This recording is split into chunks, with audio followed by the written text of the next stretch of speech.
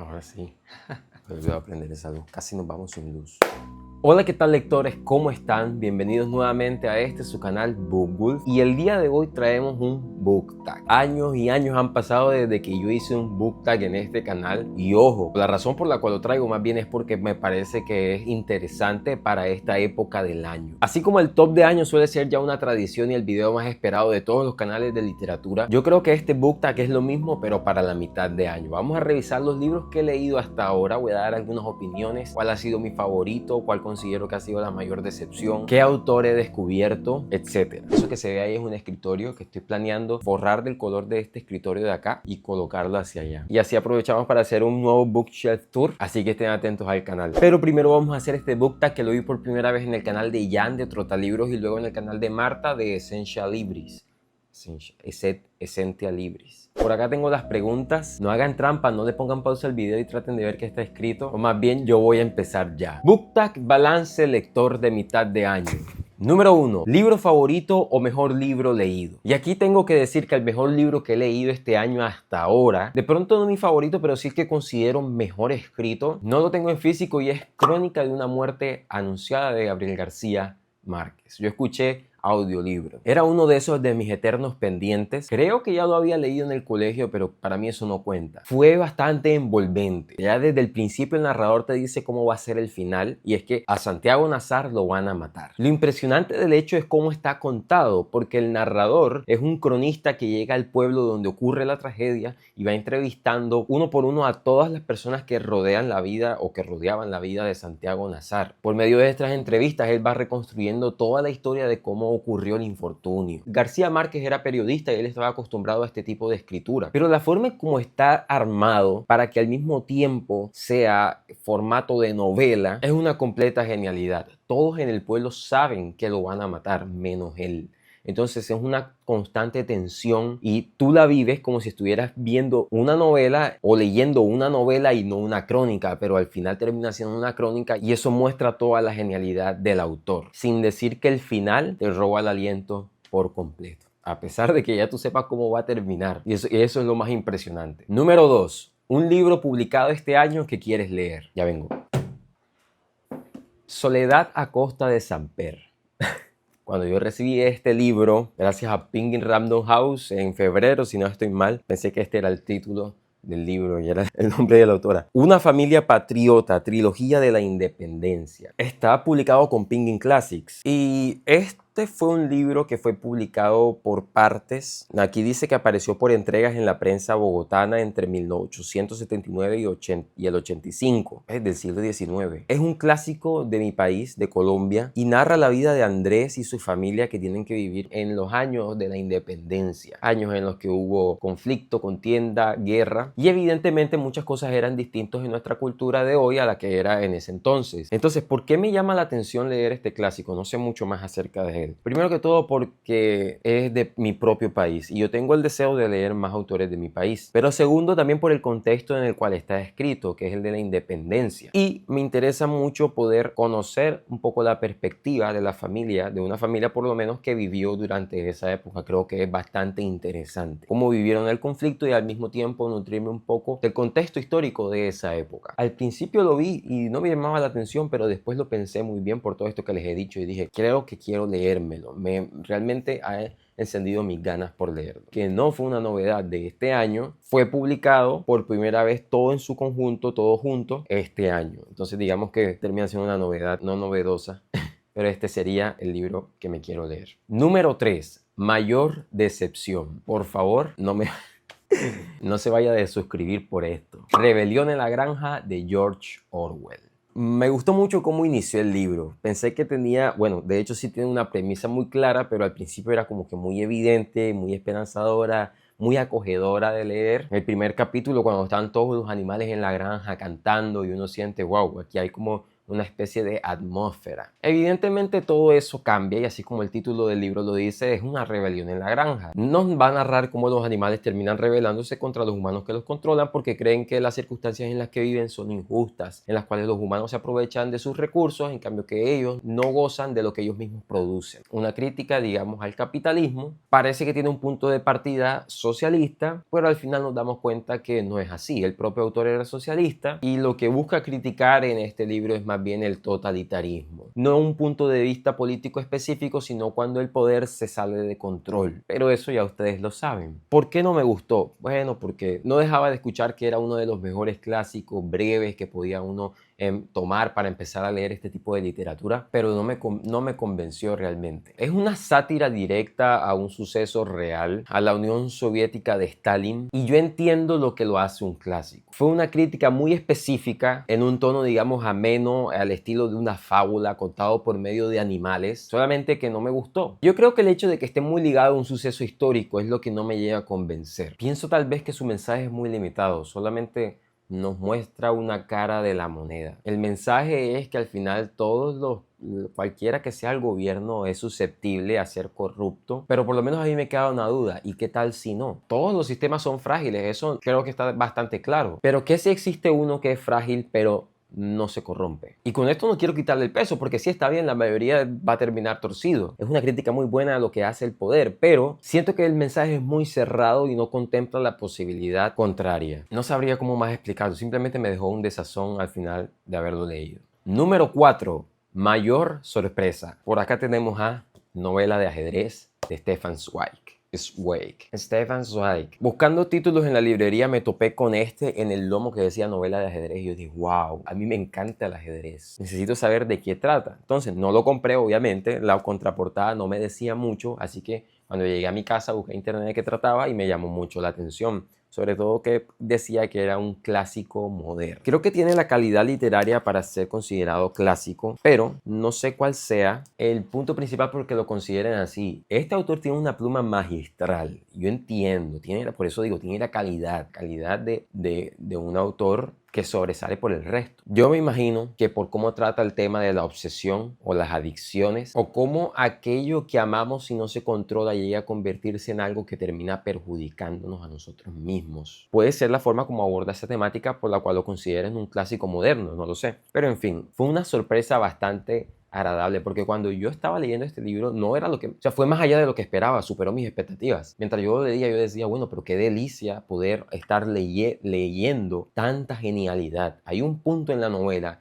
en el que no se detiene de vomitar genialidad sobre ti. Cómo escribe el autor, simplemente magistral. Sin duda uno de los mejores que he leído este año, pero yo creo que es un libro más para disfrutar que para retener con uno durante su vida. Y este precisamente nos lleva a la quinta pregunta. ¿Autor favorito o nuevo autor descubierto? Y sería el autor de Novela de ajedrez, Stefan Zweig, porque no me he cansado de escuchar cómo todos lo alaban por este libro, por su pluma. De hecho, la que me convenció de terminar leyéndolo fue Marta de Essentia Libris, que también habla muy bien de él. Pero he visto muchas recomendaciones de sus libros que son breves. Tiene un libro que no me acuerdo cómo es que se llama, por acá lo voy a dejar, pero es como que total que alaban la forma en cómo él logra comprender la mente de las mujeres en este libro. Y todos los libros de él que he oído mencionar siempre terminan siendo alabados. Me parece a mí que es una gran calidad de escritor, que si es como este, y lo disfruté, estoy seguro que disfrutaré muchas más de sus obras y tengo las ganas de leerlo. Número 6. Libro leído más pendiente. ¿Cómo así? Bueno, el que tenía más rato en la lista de espera. Este puesto se lo lleva El coronel no tiene quien le escriba. Junto a Crónica de una muerte anunciada, creo que eran los dos que más tenía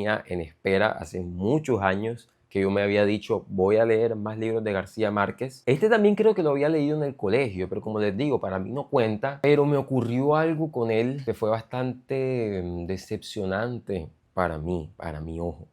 He visto que todos lo alaban, todos dicen que es magnífico. Yo creo que por saber cómo termina, por mis recuerdos, no pude disfrutarlo. No pude verlo con ojos vírgenes y creo que eso afectó mi lectura. De hecho, fue audiolibro. Este libro no creo que sea bueno para audiolibro porque, a diferencia de una Crónica de muerte anunciada, Crónica de una muerte anunciada están pasando cosas todo el tiempo. Hay una tensión constante. Pero en este libro, El coronel no tiene quien le escriba, es una crítica social que sus acontecimientos son muy lentos. textos. Hay muchas descripciones, mucho detalle, mucho que es mejor ir masticando despacio para que el final sea tan contundente para uno como lo es. Creo que a mí me jugó en contra de eso. Escuchar audiolibro y ya saber cómo termina la historia, haberlo leído antes. Porque estoy seguro y yo quisiera, ya no voy a tener la oportunidad de haberlo leído completamente nuevo y haber podido disfrutar ese final. Nada que hacer. Me lo propuse leerlo nuevamente, pero esta vez en físico, para ver si logro saborear mejor todo lo que tiene para ofrecer. Número 7, mejor novedad. Si vamos a hablar de novedades, la única que he leído es Amanecer en la cosecha de Susan Collins, el nuevo juego de los libros del hambre. En este canal he hablado suficiente de él. Hay 3 videos que hablan acerca de este libro. Una reseña sin spoilers, uno comentándolo con spoilers y otro comparándolo con 1984, de que son prácticamente la misma historia. Este libro me gustó, me parece que es distinto al resto y que lo supera con creces, es mi favorito de la saga. De pronto con la película ayuda a realzar más esa posición, porque sí es cierto que ya hablar tanto de él me ha velado un poco de las cosas buenas que él tenía. Pero este libro lo disfruté. Yo no fui parte del boom de los Juegos del Hambre, entonces cuando lo leía fue como estar experimentando una sensación nueva, pero al mismo tiempo como antigua, diferente, porque ya las películas me las había visto y me encantan, pero se sintió muy como si ya conociera este mundo. Es doloroso, ya uno sabe cómo va a terminar, solamente uno no sabe cómo se desarrolla todo lo que uno ya sabe que va a ocurrir. Nosotros ya conocemos a Haymitch de los otros libros, no es spoiler que él sea el ganador de esta edición de los Juegos del Hambre, pero todo lo que ocurre aquí, Susan sabe que nosotros conocemos parte de ello, pero lo toma a su favor para jugar con nosotros y mostrarnos que realmente no conocemos nada de la historia de Haymitch. Número 7, mejor libro breve. Y en este voy a colocar mi más reciente lectura, Un Mundo Feliz, de Aldous Huxley. Leo de Pennywise Code hizo un video comparando 1984 con Un Mundo Feliz y yo no pude vérmelo porque no me había leído Un Mundo Feliz. Ya tenía las ganas de leerlo, pero ese video fue lo que me motivó a leerlo enseguida. Y aunque considero Crónica de una muerte anunciada lo mejor que he leído este año, por su extrema cohesividad y genialidad, creo que en cuanto a su repercusión cultural, Un Mundo Feliz lo supera con creces. Tiene bien puesto su título de clásico. No entendí por qué cuando lo terminé de leer tuve que ir masticándolo con los días siguientes, ir pensando mucho más allá de él, y creo que es por la forma en cómo hace una crítica del poder distinta a lo que suelen hacer las distopías. Usualmente muestran un gobierno totalitario con un poder abusivo y controlan a partir de eso, de una vigilancia extrema, etc. Pero en Un Mundo Feliz el control se da más bien por medio de los estímulos, del placer, de entregarle a la gente aquello que ama. Entonces es una perspectiva distinta que uno no esperaría, que al final sí tiene sentido, y para su época y cómo al día de hoy aún se sigue reflejando, que da temor, atemoriza y aterroriza, da terror, es bastante vigente. Yo creo que es excepcional el libro. No es mi favorito, no creo que supere 1984 en cuanto a trama, a historia, narrativa, pero sí en cuanto a genialidad y una repercusión o una importancia cultural. Creo que Un Mundo Feliz es bastante importante y supera cualquiera otro de los libros breves que he leído este año. Número 9, personaje favorito. Y en este me fue difícil porque yo no me suelo encariñar con los personajes. Los personajes para mí simplemente no existen. No es como que, ay, este personaje me cambia la vida. ¿Qué? No me pasa. Tú me hablas de personajes y los personajes que yo más recuerdo son Ron y Hermione, pero solamente porque le quitan el protagonismo a Harry en casi todos sus libros. Pero si es un personaje que, digamos, me hizo, o su historia más bien, no el personaje en sí, sino su historia me hizo sentir algo, digamos, fue la de Lupin, de El prisionero de Azkaban, el maestro de las artes oscuras de turno del tercer libro de Harry Potter, porque cuando están contando su historia, o sea, es que en la película le queda de ver a uno, de verdad. Yo no sé, la película cortó lo mejor del libro. Y lo mejor del libro es la historia de Lupin, cómo la desarrolla la autora, cómo te transporta a lo que pareciera ser una historia dentro de la historia, totalmente mágica, totalmente llena de amor, de amistad, de sentimientos nobles, muy profundos. Me encantó mucho leer esa parte, así que yo diría Lupin en ese aspecto. Número 10, libro que te ha hecho sufrir. Frankenstein, de Mary Shelley. Hubiera puesto Amanecer en la cosecha, que de hecho grabé un montón de reacciones que me dejaron sin aliento. Sí, me dejaron muy entristecido porque me encariño con los personajes. Pero que le haga sufrir a uno, yo creo que porque este libro, Frankenstein, es bastante trágico y hay momentos que duelen. No tanto la parte del monstruo, más bien la vida de Víctor es la que más me llegó a sentir como un poco de compasión. Y hubo un momento muy específico que lo recuerdo, que me hizo suspirar, que fue como, ¿por qué me tienes que robar la esperanza de esta manera? Si la historia va a ser trágica, por lo menos dame esto, era todo lo que esperaba. Pero no pasa, no ocurre. Cuando no crees que puede ser peor, es peor. Y este libro no me gustó tanto al principio. Para mí fue un 4 estrellas, sí entendí toda su genialidad. Pero cuando terminé fue como de que no sé si lo recomendaría. Creo que no es como una lectura obligatoria, pero con el tiempo he llegado a pensar en él y lo recuerdo con bastante cariño. La historia me enternece, la forma en cómo está escrito me parece que se disfruta bastante y me gustaría volver a él en algún momento. Creo que su calificación va subiendo para mí. Frankenstein, de Mary Shelley. Número 11. El más inútil de los puntos de este book tag. Libro más bonito. Lo iba a buscar y no sé ni dónde está porque es mi lectura actual. Está en mi mochila porque me lo llevé a pasear para no leerlo. Ah, no, mentira, así lo leí. Contrario a todos los pronósticos, impresionantemente deberían sacar una noticia. El lector saca su libro a pasear y realmente lo lee. La muy catastrófica visita al zoo, un libro de Joel Dicker. Me encanta esta portada desde que la vi. A mí siempre me han gustado los animales y esta portada es simplemente bella. Los colores son fascinantes. Sin embargo, parece ser una lectura más que todo para un público joven, para leer en familia, con niños. Me recuerda mucho a la lección de August, la forma de escritura y estos libros que tienen personajes niños. Hace ratísimo que no leía un libro de ese tipo y es como un viaje al pasado, un buen recuerdo. Ya no lo disfruto tanto. Hay una manera en que lo leo con un cariño muy especial. Espero terminarlo en estos días, pero me tiene ahí a la expectativa de saber qué es lo que va a ocurrir, a pesar de ser, de pronto no ser ese tipo de libros de resolver un caso más denso como son los que usualmente escribe este autor. Número 12, libro que quieres leer o sí. Tal vez el libro que más he esperado leer desde hace muchísimos años.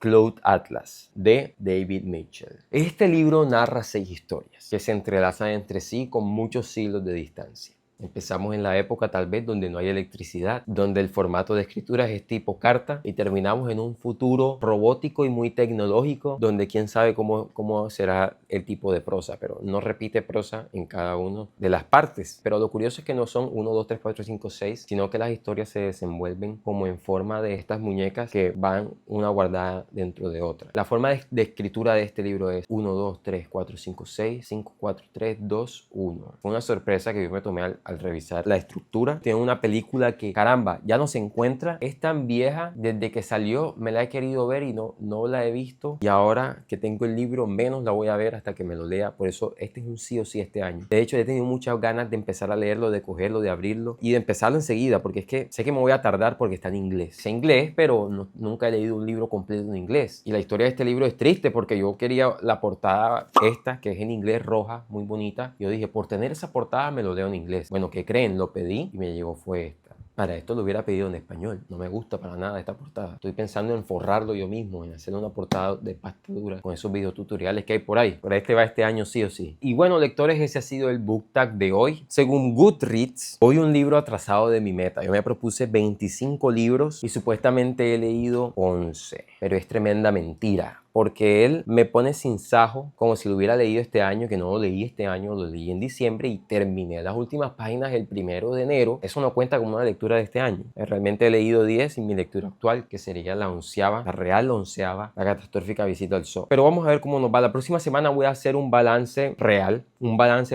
Voy a mostrar qué libros he leído, de los que me había propuesto, cuáles no, cuáles he leído, que no estaban en lo que me propuse leer y hacer un balance real de cómo vamos. Y lo que les decía en el otro video, vean, Goodreads te pone estas medallitas y te las pone y te las zampa en la cara. En el mismo challenge te dice, leíste un libro en enero, lector de febrero, lector de marzo, lector de abril y no tengo la de mayo y ahora me genera estrés ver estas cosas y no ver esa ahí, que en mayo sí leí, que no terminé el libro que me estaba leyendo por lo menos ese mes, es otra cosa, pero nada, no me lo cuenta, entonces me genera estrés y eso es lo que yo les hablaba en el video de aparentar ser lector. Estas plataformas lo que hacen es generar en uno ansiedades innecesarias, pero bueno, bueno, eso ha sido todo por hoy. Nos vemos la próxima semana, Dios mediante, aquí en su canal Bookful. Mis redes sociales por acá, por si quieren seguirme. Nada más que decir, nos vemos la próxima. Chao.